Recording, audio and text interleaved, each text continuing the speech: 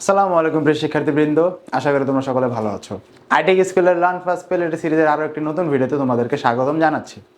আজকে আমরা পড়বো নবম দশম শ্রেণীর ভূগোল ও পরিবেশ বইটি, যা অর্থাৎ আমাদের ভূগোল বই। তার পড়ব ষষ্ঠ অধ্যায়, যার নাম হচ্ছে কি বায়ুমণ্ডল। এর আগের ক্লাসে বা এর আগের লেকচারগুলোতে আমরা পঞ্চম অধ্যায় শেষ করেছি, যার নাম ছিল বায়ুমণ্ডল। তো আজকে আমরা পড়বো ষষ্ঠ অধ্যায় এবং আজকে আমাদের লেকচার টপিকটি হবে বায়ুমণ্ডলের ধারণা। তো চলো দেরি না করে শুরু করা যাক।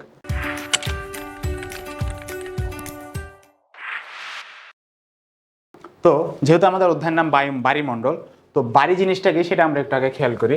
ফার্স্টে আমাদের এটা ধারণা নিতে হবে কি বায়ুমণ্ডলের ধারণা। এই বাড়ি মানে আমার যেখানে থাকি আমরা যে বাসা বাড়ি সেটা না। এই বাড়ি মানে হচ্ছে কি পানি, বয়কার বা বসিন রহস্যকারী রে। এই বাড়ি মানে হচ্ছে কি পানি, এই বাড়ি মানে হচ্ছে কি পানি। এবং এই বায়ুমণ্ডলের যে ইংরেজি প্রতিশব্দটা কি, সেটার নাম হচ্ছে কি হাইড্রোস্ফিয়ার। সেটার নাম কি হাইড্রোস্ফিয়ার। হাইড্রোস্ফিয়ারের বাংলা প্রতিশব্দ কি? হাইড্রোস্ফিয়ারের বাংলা প্রতিশব্দ হলো বায়ুমণ্ডল। হাইড্রো শব্দের অর্থ হচ্ছে পানি এবং স্ফিয়ার শব্দের অর্থ কি মণ্ডল। অর্থাৎ হাইড্রোস্ফিয়ার দুটি শব্দ সমন্বয়ে গঠিত, একটা হচ্ছে হাইড্রো, একটা হচ্ছে স্ফিয়ার। হাইড্রো শব্দের অর্থ হচ্ছে পানি এবং স্ফিয়ার শব্দের অর্থ কি মণ্ডল। এই যে আমরা এখানে যতটুকু পড়বো এখান থেকে এই পর্যন্ত, সেটা আমরা অবশ্যই খ নাম্বারের জন্য পড়বো। কিসের জন্য? খ নাম্বারের জন্য। আমাদের প্রায় প্রশ্ন আসে যে হাইড্রোস্ফিয়ার ব্যাখ্যা করো বা হাইড্রোস্ফিয়ার সম্পর্কে তুমি কি জানো সেটা আমাদেরকে ব্যাখ্যা করো। তো এতটুকু পড়ার মাধ্যমে আমরা বুঝতে পারবো বা লিখতে পারবো হাইড্রোস্ফিয়ারের বর্ণনা। তো চলো আমরা পড়তে থাকি। পৃথিবীর সর্বত্র কি রয়েছে? পানি আছে। এই বিশাল জলরাশি পৃথিবীর বিভিন্ন স্থানে বিভিন্ন অবস্থায় থাকে। কি? এই বিশাল জলরাশি পৃথিবীর বিভিন্ন স্থানে বিভিন্ন অবস্থা থাকে। যেরকম ফ্রিজে থাকে কঠিন অবস্থা অর্থাৎ বরফ, পানিতে বা পুকুরে থাকে তরল অবস্থায়, এবং জলীয় বাষ্পে বা বাতাসে থাকে কি জলীয় বাষ্প অবস্থায়, থাকে না গ্যাসীয় পদার্থ বা গ্যাসীয় অবস্থা। এর আগের অধ্যায়ে আমরা অবশ্যই পড়েছি বায়ুমণ্ডল। বায়ুমণ্ডলে কিভাবে পানি থাকে বা কিভাবে পানি চক্র কাজ করে, কোথা থেকে পানি আসে, সেটা আমরা এর আগে ক্লাসে জেনেছি বা আগের অধ্যায়ে বুঝেছি। তো এখন আমাদের কারো ব্রডভাবে ব্যাখ্যা করা লাগবে না, আমরা সংক্ষেপে কিছু কিছু বলবো, তোমরা সেখান থেকে বুঝে ফেলবো আশা করি। তো এই পৃথিবীর বিভিন্ন স্থানে বিভিন্ন অবস্থায় কি বায়ুগুলো বা এই পানিগুলো রয়েছে, সেগুলো কিভাবে থাকে? বরফ, গ্যাসীয় বা জলীয় বাষ্প রূপে এবং তরল অবস্থায়। বায়ুমণ্ডলে পানি রয়েছে জলীয় বাষ্প হিসেবে। বায়ুমণ্ডলে পানি কিভাবে রয়েছে? জলীয় বাষ্প হিসেবে। ভূপৃষ্ঠে আছে তরল ও কঠিন অবস্থায়, এবং ভূপৃষ্ঠের তলদেশে ভূগর্ভস্থ তরল পানির অবস্থায় আছে। তো আশা করি আমরা বুঝতে পারছি, কারণ আমরা অবশ্যই সবার বাসায় একটা করে মোটর আছে, সেই মোটর থেকে আমরা পানি তুলে খাই। এই পানিটা কোথা থেকে আসে? ভূগর্ভস্থ অর্থাৎ মাটির নিচ থেকে আসে, এবং মাটির নিচে পানিগুলো কি অবস্থায় আছে? তরল অবস্থায় আছে। সুতরাং বায়ুমণ্ডল বলতে বোঝায় পৃথিবীর সকল জলরাশির অবস্থান ভিত্তিক বিস্তরণ। তো আশা করি তুমি এতটুকু বুঝতে পারছো, এবং এখান থেকে কি আমরা সকলেই বা আমরা সবাই কি খ নাম্বার অ্যান্সার করতে পারবো।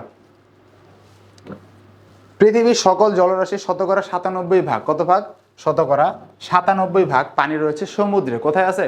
সমুদ্রে। যদি আমরা মনে করি যে পৃথিবীতে 100% পানি আছে, তার 97 ভাগ কোথায় থাকে? মহাসাগর, সাগর এবং উপসাগরে। আমরা এতটুকু জানি বা এতটুকু খেয়াল করি যে আমরা পৃথিবীর মানচিত্র যখন আমরা দেখি বা পৃথিবীর যে একটা গোলাকার বস্তু, সেটা যখন আমরা দেখি তার বেশিরভাগ অঞ্চলে কি নীল দেখতে পারি। কেন? কারণ পুরোটাই কি সমুদ্র। সেক্ষেত্রে আমরা একটা ধারণা নিতে পারি বা আমরা বুঝতে পারি যে পৃথিবীর যত সকল পানি আছে সবগুলো কোথায় আছে? সমুদ্রে বা মহাসাগরে। এবং মাত্র 3 ভাগ কোথায় আছে? নদী, হিমবাহ, ভূগর্ভস্থ হ্রদ বা ভূগর্ভস্থ পানির হ্রদ, মৃত্তিকা এবং বায়ুমণ্ডল ও জীবমণ্ডলে। এখন হিমবাহ জিনিসটা কি? আইস কিউব বা পোলার আইস। বিভিন্ন মেরু অঞ্চলে যখন বড় বড় বরফখণ্ড থাকে, যেমন তোমার টাইটানিক জাহাজ যেরকম বরফখণ্ডের সাথে বাড়ি খেয়ে ভেঙে যায়, সেগুলো বরফখণ্ডগুলো কি এক প্রকার হিমবাহ। তো আশা করি তোমরা এদের বুঝতে পারছো।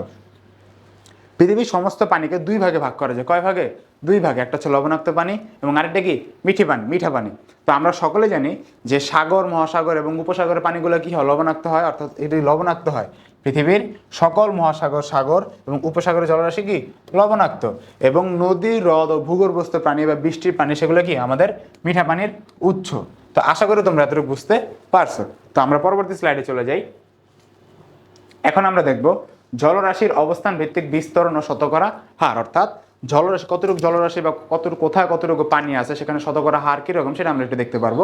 এটা আমাদের জন্য খুব একটা ইম্পর্টেন্ট না, জাস্ট আমরা শো করার জন্য রাখছি। সমুদ্রের শতকরা কত আছে? আমরা এর আগে জেনেছি 97 ভাগ, অর্থাৎ কত? 97.25%। হিমবাহ অর্থাৎ বরফখণ্ডে কতটুকু আছে? 2.05%। এবং ভূগর্ভস্থ পানিতে কতটুকু আছে? 0.68 শতাংশ।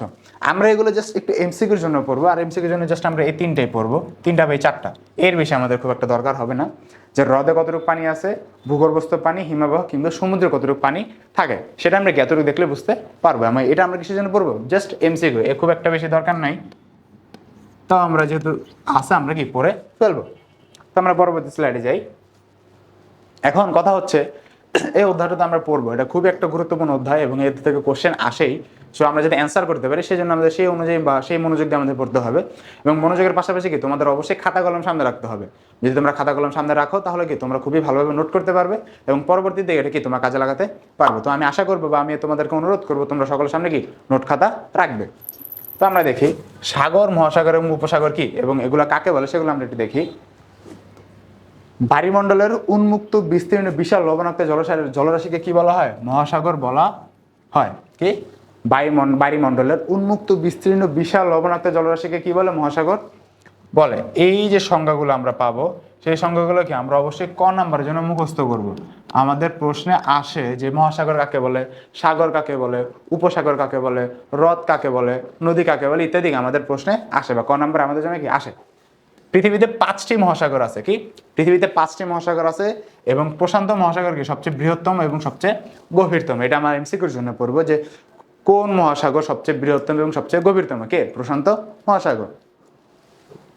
আটলান্টিক মহাসাগর ভগ্ন উপকূল বিশিষ্ট এবং এটি অনেক আবদ্ধ সাগরের সৃষ্টি করে।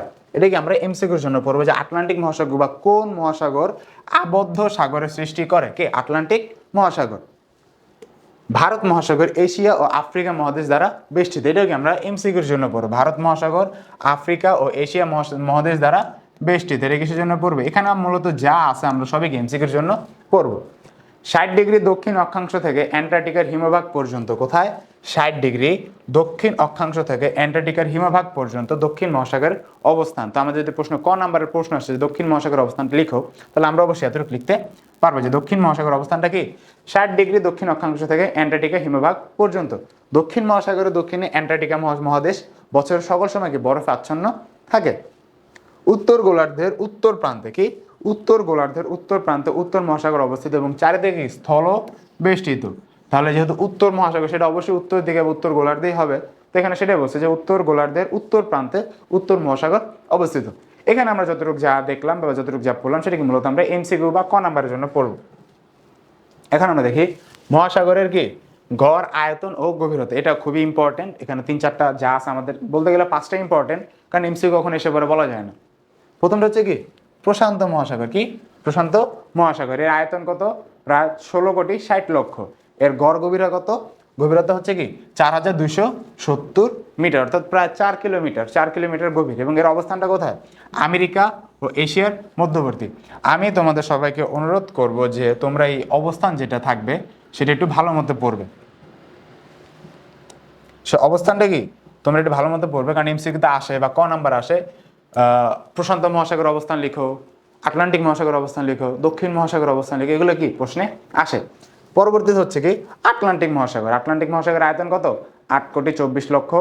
গড় গভীরতা কত, 3,932 মিটার। এবং এর অবস্থান কোথায়, আমেরিকা, ইউরোপ ও আফ্রিকা মহাদেশ জুড়ে। কোন কোন, আমেরিকা, ইউরোপ ও আফ্রিকা।